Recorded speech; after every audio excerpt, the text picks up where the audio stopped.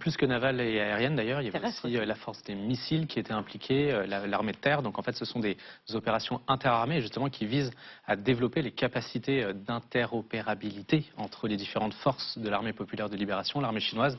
Et donc ça a été dit explicitement par le théâtre de commandement de l'Est, enfin, en tout cas l'armée chinoise, que l'objectif était de simuler des blocus sur les ports principaux de Taïwan pour simuler en fait le blocage de l'approvisionnement en énergie de Taïwan.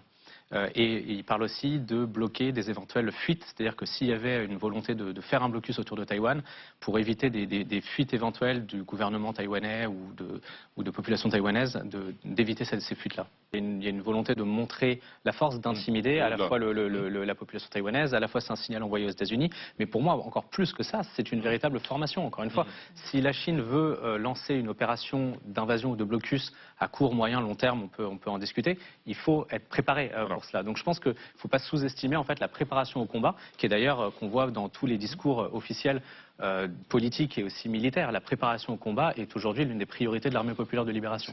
Donc je pense qu'il ne faut pas sous-estimer ce point-là. Après, à quelle échéance, c'est difficile à dire.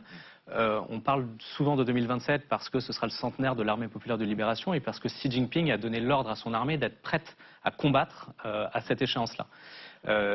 Il faut aussi dire que la Chine est dans une sorte de fenêtre d'opportunité puisque plus elle attend, plus forte elle sera, mais aussi plus forts seront les adversaires en face et la coordination entre les adversaires en face.